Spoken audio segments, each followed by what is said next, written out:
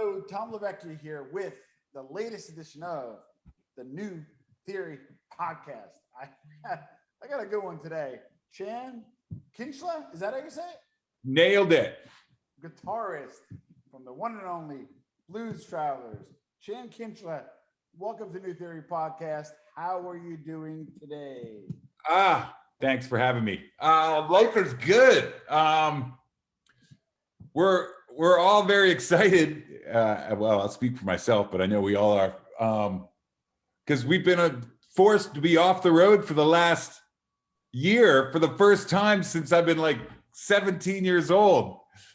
And to be honest, it's been pretty nice, but just to get a break, I guess. But playing live rock shows is my favorite thing in the world to do. So I've been doing surprisingly well considering I haven't been able to do my favorite thing, but we are chomping at the bit to get out and do what we love to do, which is just, since I've been a little kid, I wanted to play in a cool rock band, jam out, outdoors live all summer long, and I'm about to get to do that. So we're excited. Love that. And a little break time is nice. I got to work on my chops.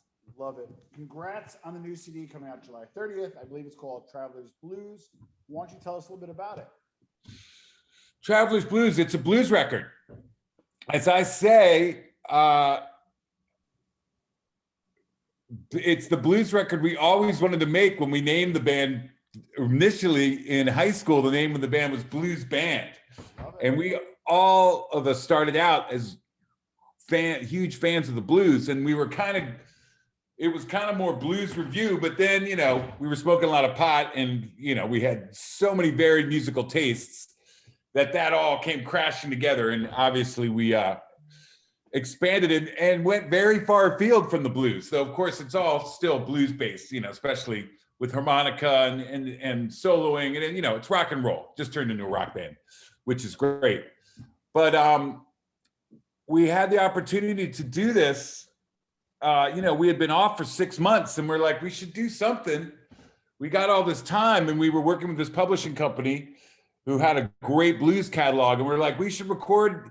At first it was like we should do like a R&B mix of blues, like just take some of these old songs and maybe do a few songs. Maybe it's an EP. We didn't really know, and then we got this song list. We spread it all around between the different parties and the band members. Yeah. And next thing you know, we had everyone on board, and we just went to Nashville, and we had been pent up for about 6 months. So we went to Nashville and just banged it out. A lot of it's really live, just how we kind of interpreted these songs as they came up day to day. And then we, with our producer, Matt Rollins, and ourselves, we got a lot of great guests. So it's very organic, but like I said, we've always wanted to make a blues record. And, we came up on that, and we finally, 40 years later, 35 years later, got to make it. So it came out better than we thought. That's absolutely amazing. And it's interesting to see the dynamic after, post-COVID. You guys open up the tour July 4th at Red Rocks. What is it like to play there, every 4th of July?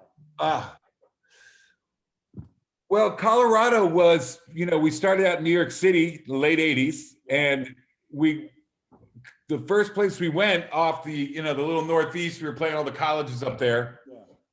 We drove cross country to Boulder Theater, having no idea if anyone would show up. I mean, back then I don't even know if the printing press was invented back then in the late 80s, but we show up and the Boulder Theater was packed. So ever since, Colorado has kind of been our home away from home, it's kind of, and we opened up for the Allman Brothers at Red Rocks. Oh, wow. And in like 89, and we had actually played our own show there in the fall, but we got 4th of July for some reason, and just have been miraculously lucky enough to be able to play it ever since. So last year was one of the first years.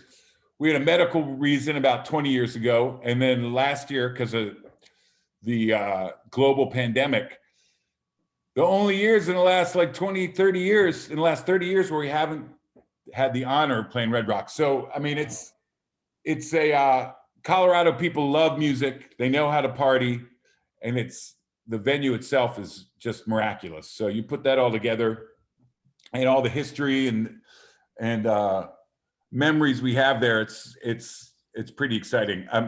We're going to be rusty, but we're going to be joyous. So sometimes rusty and joyous is more fun than polished and tired. Love it. Now, you guys have been together 35 years, as I understand. And yeah, since 87. So 34. Most marriages don't last that long. Mine certainly didn't. Mine either.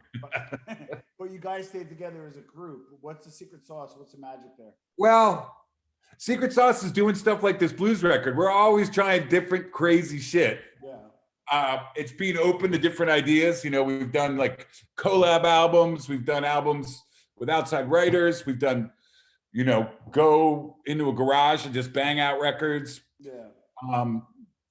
Just open to, you know, I guess what the universe is putting in front of us. Yeah. Open to different ideas.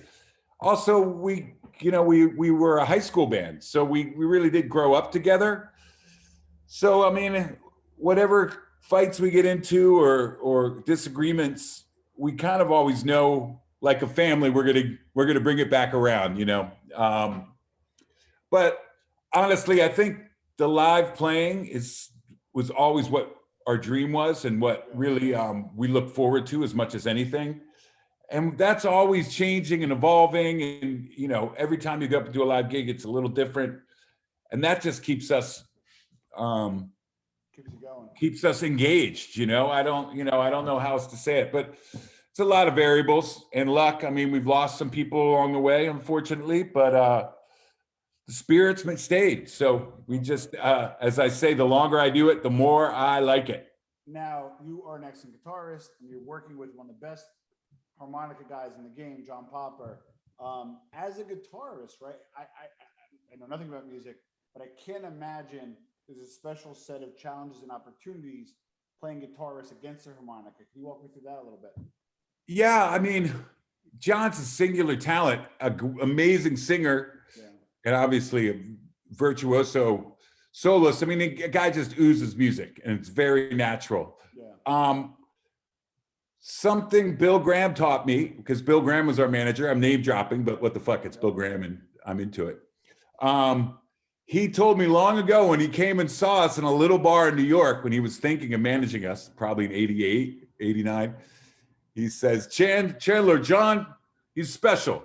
He's one of a kind. Your job is to make people forget about John for just a few minutes. So when he comes back, they remember how great he is again, which was great advice. You know, I'm very much, I love playing rhythm. I love playing riffs. I love soloing. I kind of love to occupy all those different parts. And as John's, you know, very upfront and also very much a soloist, because a harmonica doesn't have a lot of that other room, I think we do complement each other well in that way. But it's been an honor and a pleasure to play with someone so good. It's made my playing better, because following those solos, I got to keep my shit on point.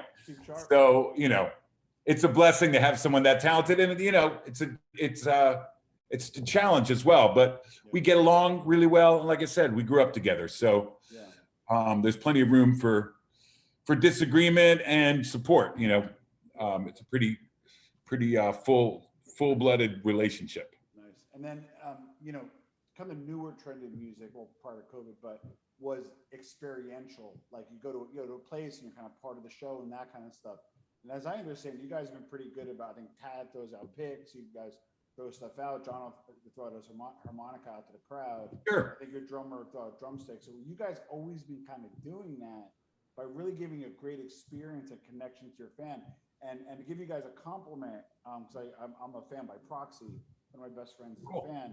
And I think you guys do a better job at connecting with your audience than other bands. Was that more organic? Were you guys shy guys? It's 100% organic.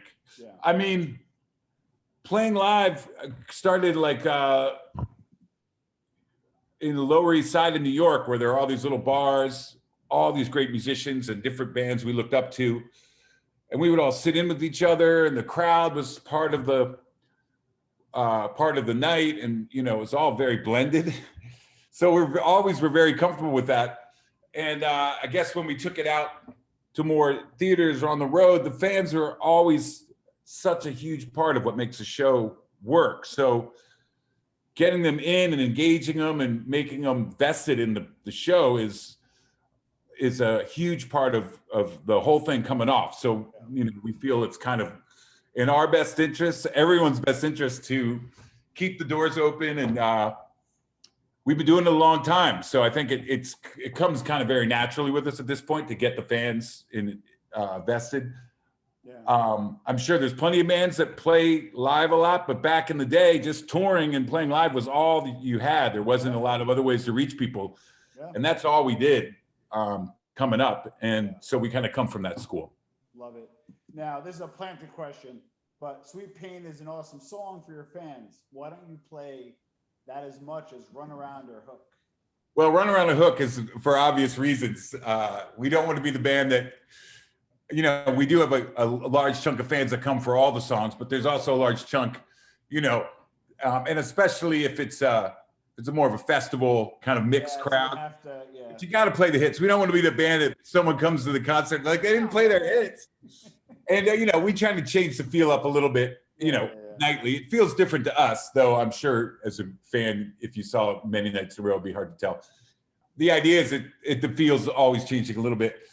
Sweet Pain is good. It's just it's long and unwieldy kind of in the set, so sometimes it kind of bogs down some of the other stuff we're doing, but it is a lovely song. And we do, we play it consistently through the years. There hasn't been any years where that's gone off the list. We change up the show every night, so there's always a good dozen of those every year, but it's just not a nightly, surefire, get the crowd pumping kind of song. But maybe it'll make a comeback. The only reason it's not played more is it is a little long. We wrote a lot of long, unwieldy songs, arrangement wise. Someone should have talked to us. It was a little shorter, we'd play it more because it's a beautiful song. Too bad they didn't play by the minute played.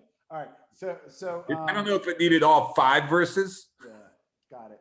Now you guys have played every venue more than 10 times, right? Every major venue.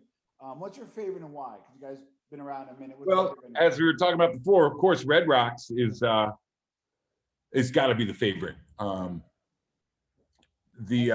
just because of the history and how beautiful it is. So, and the fan base in Colorado knows how to bring the heat. But I'll be honest, sometimes the best gigs of tour are like a Tuesday night in Omaha, Nebraska, at a cool theater where you're just coming into town. There's not a lot of hoopla. The crowd comes out, and it's very relaxed. So you never know where that show of the tour is going to be, because sometimes, it's Ames, Iowa, or,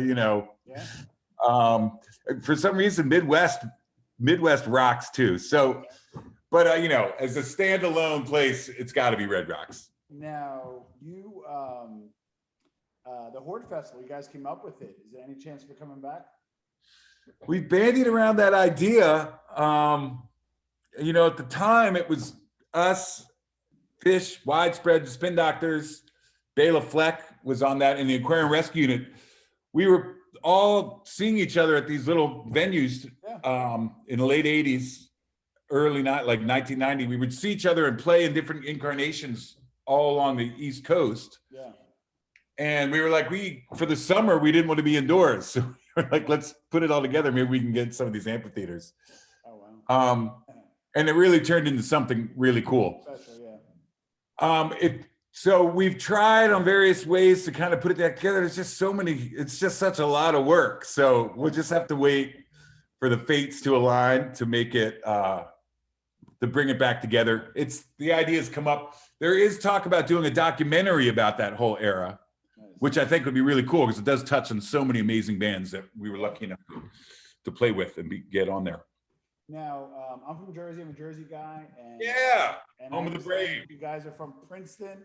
Yeah. As a group, what's it like when you do play in Jersey? You're going to play New York soon. You'll be playing Atlantic City. Jersey doesn't really people love us from Jersey, but it's not like we, people from Jersey are busy. They don't really. Jersey, you're not like Bon Jovi, like, you know. Yeah, I guess we're not Bruce Springsteen, that's for sure. And even, you know, we were in high school and the band formed in New Jersey, but we really came up in New York City. We all moved to New York when we were 17, 18. We moved to New York young. Yeah. But we kind of always identified as a New York band because we honestly were. That's where the real like CBGBs and stuff. Well, this is right after CBGB's kind of had drifted away from it being a real music bar scene. It was more Lower East Side, Nightingale, then and then Wetlands was a big place for us, and then down on Bleecker Street. I mean, back in the late 80s, there was we played 6-7 nights a week in New York City, every little bar and dive and club. So that's really where we came out of. So, you know, we didn't actually play in Jersey all that much. We played in New York City. So we're kind of a New York band who was born in Jersey. But I always love getting back. I was gonna say, now, on behalf, one of your best friends, and these are questions that he helped me with, John Santiago. He's seen you guys over 65 times, traveled the US, including Red Rocks, and awesome. He remembers pre-internet when you guys had a newsletter called Gigs at a Glance. He is hardcore, old school. He loved getting that in the mail, and he told me a story when you first had your kid, I believe Aiden.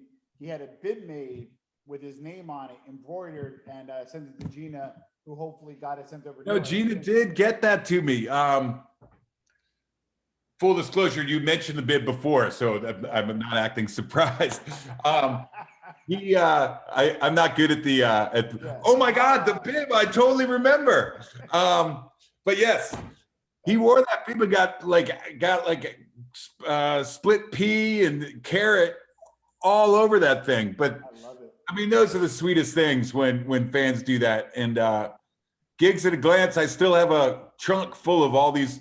It all started in New York. Like I said, we were playing 6-7 nights a week in New York. We would do little flyers and stand out in the corner and just hand them to everyone in the Lower East Side and Bleecker Street and the Village and NYU and Parsons and Columbia and Central Park. We would hand those things out with our little schedule in the back and some cool art on front or whatever. Yeah. And that's kind of how we got a crowd in New York. And then, so we took it back in the olden times. We get the Pony Express to send out the mail to people around the country. That's, you know, those are cool times. It's just so different. It's so funny how used to technology we get now. Back then it was like cassettes and traded tapes and the mail and word of mouth. And I don't know how anyone ever dated and or showed up at shows and knew who to see, but we managed. Well, I got a selfish question to ask you. There was a guy that I had on my show. His name is Gary Vaynerchuk, Gary V. Millions of followers online, Jersey guy. And that was a big online media guy, right? And he says you need to trust the process. Don't go for money or accolades. If you love the process and you love the grind and you love doing it, you will be successful. And knowing what I know about you guys is there's no way you would tour as much as you do. You don't need to be on the road now. You probably, made a few bucks and all that. It's great and everything. But it seems like you love the process. It seems like you love playing. It looks like you love being around. Yeah, I mean, 100%. That's all I ever wanted to do when I was a kid was play in a cool rock band. For the people, rock out. Making music, writing songs, being in the studio was really cool. Yeah. But, for sure, the greatest soul satisfaction I get in my life is playing a great show and playing with these great musicians, which I've gotten to do. But even back in the day, we're talking about early New York, playing in all these little bars and clubs. We were always out hustling the process, playing gigs, getting fans to gigs. Yeah. And it wasn't to be famous or to be wealthy. I mean, I'm sure a little bit of fame and some money is nice. Yeah.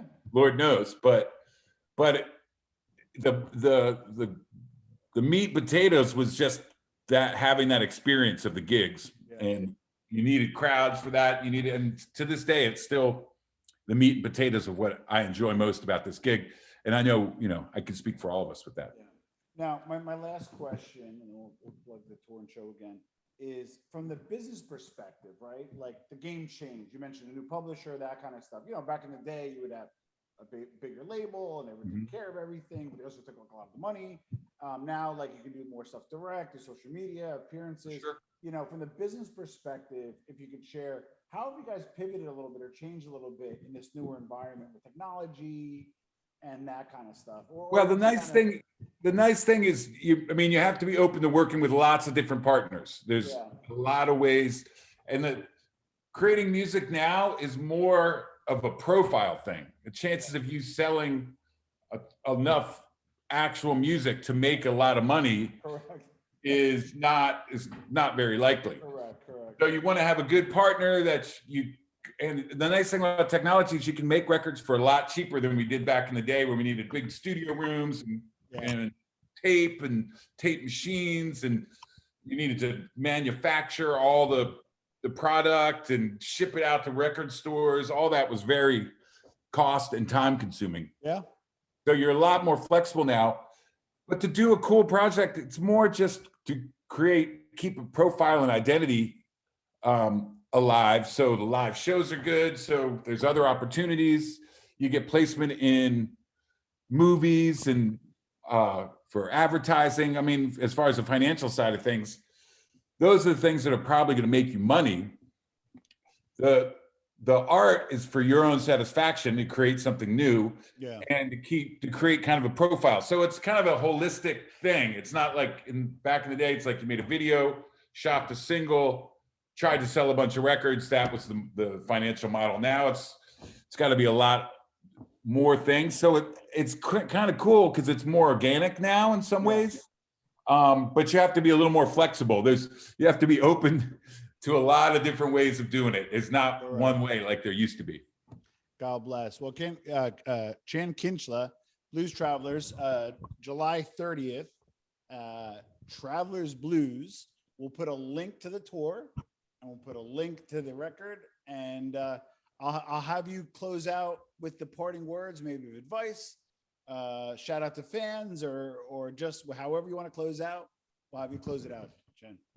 We can't wait to play for you all. It's been a long time. Peace. God bless. God bless. Welcome back. Thank you, man.